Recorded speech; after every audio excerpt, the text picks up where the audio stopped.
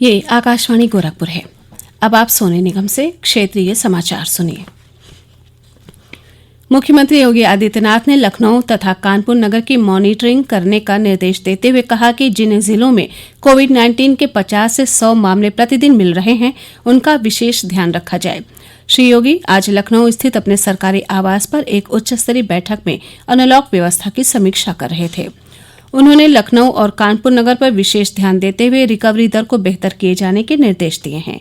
उन्होंने कहा कि मुख्य सचिव द्वारा लखनऊ व कानपुर नगर की स्थिति की गहनता से मॉनिटरिंग की जाए तथा इसकी रिपोर्ट मुख्यमंत्री कार्यालय को उपलब्ध कराई जाए। उन्होंने integrated command and control centre को सुदृढ़ बनाए रखने के निर्देश देते हुए इसका संचालन पूरी सक्रियता से करने के निर्देश दिए। उन्होंने कहा कि कोरोना से बचाव के लिए जागरूकता कार्यक्रम पूरी गति से संचालित किया जाए। उन्होंने स्वच्छता व सैनिटाइजेशन का कार्य सतत जारी रखने के निर्देश देते हुए कहा कि एंटी लार्वा रसायनों का नियमित छिड़काव भी किया जाए। केंद्रीय स्वास्थ्य मंत्री डॉक्टर हर्षवर्धन ने कहा है कि उत्तर प्रदेश के मुख्यमंत्री योगी आदित्यनाथ के नेतृत्व में राज्य सरकार कोरोना वायरस संक्रमण की रोकथाम में उत्कृष्ट और बेहतरीन काम किया है। राज्य में चिकित्सा और स्वास्थ्य के क्षेत्र में कई महत्वपूर्ण परियोजनाएं शुरू की गई हैं। डॉक्टर हर्षवर्धन ने मुख्यमंत्री योगी आदित्यनाथ के साथ कल प्रयागराज के मोतीलाल नेहरू मेडिकल कॉलेज में सुपर स्पेशियलिटी ब्लॉक का डिजिटल रूप से उद्घाटन किया। केंद्रीय स्वास्थ्य मंत्री डॉक्टर हर्षवर्धन ने इस मौके पर उत्तर प्रदेश में स्थापित पहली कोबास 6800 मशीन का भी उद्घाटन किया, जिसे आईसीएमआर द्वारा इस क्षेत्र में बेहतरीन कोविड जांच की सुविधा के लिए स्थापित किया गया है। सुपर स्पेशियलिटी ब्लॉक को 150 करोड़ रुपए की लागत से प्रधानमंत्री स्वास्थ्य सुरक्षा योजना के तहत तैयार किया गया है। प्रदेश में स्थापित पहले कोबास लैब से कोविड नमूनों की उच्च स्तरीय जांच संभव होगी और इससे एक दिन में कम से कम 1,500 नमूनों की जांच की जा सकेगी। इस मौके पर मुख्यमंत्री योगी आदित्यनाथ ने कहा कि राज्य सरकार लगातार पूरी निष्ठा के साथ काम कर रही है ताकि कोरोना वायरस के फैलाव को रोका जा सके। देश में पिछले 2 सप्ताह में कोविड के सक्रिय मामलों में कमी आई है।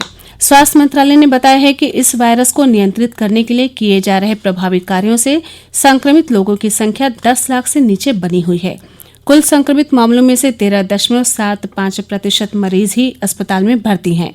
देश में कोविड से स्वस्थ होने की दर लगातार बढ़ रही है।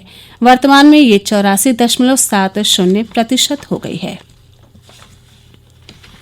सूचना और प्रसारण मंत्री प्रकाश जावड़ेकर ने इस महीने की 15 तारीख से देश में सिनेमा हॉल को शुरू करने से संबंधित मानक संचालन प्रक्रिया आज जारी की। नई दिल्ली में संवाददाताओं के साथ बातचीत में श्री जावड़ेकर ने कहा कि स्वास्थ्य मंत्रालय के सलाह से आईएनबी मिनिस्ट्री में एक स्टैंडर्ड ऑफ प्रोसेस घोषित किया है और उसमें 50% लोग अलाउड होंगे। पूरी मास्क लगाना होगा और उसके साथ सुरक्षित दूरी, मास्क और सैनिटाइजर उसका उपयोग बाध्यकारी है। एक कोरोना के संदर्भ में जागृति निर्माण करने वाली फिल्म 1 मिनट की या अनाउंसमेंट या तो शो के पहले भी और मध्यांतर के पहले और मध्यांतर के बाद ये दिखाना कंपलसरी है। 2 शोज में स्टैगर्ड टाइम टेबल चाहिए कि पूरा हॉल सैनिटाइज होकर दूसरे लोग आकर बैठेंगे और आने जाने वालों का ज्यादा संपर्क नहीं रहेगा, ऐसी व्यवस्था होनी चाहिए। श्री जावड़ेकर ने बताया कि भीड़ से बचने के लिए सिनेमा हॉलों को सुनिश्चित करना होगा कि दर्शकों के लिए कई टिकट खिड़कियां रखी जाएं। मुख्यमंत्री योगी आदित्यनाथ ने जम्मू कश्मीर में शहीद जवान शैलेंद्र प्रताप सिंह के शौर्य को नमन करते हुए उन्हें भावभीनी श्रद्धांजलि दी है। मुख्यमंत्री ने शहीद के परिजनों को 50 लाख रुपए की आर्थिक सहायता, सरकारी नौकरी तथा जिले की एक सड़क का नाम शहीद शैलेंद्र प्रताप के नाम पर रखने की घोषणा की है। मुख्यमंत्री योगी आदित्यनाथ की घोषणा के अनुसार शहीद के परिजनों के खाते में 50 लाख रुपए जिलाधिकारी ने ट्रांसफर कर दिए हैं। रायबरेली के डलमऊ के मीर मिरानपुर मजरे अल्हौरा गांव निवासी सीआरपीएफ के जवान शैलेंद्र प्रताप सिंह सोमवार को आतंकी हमले में शहीद हो गए थे।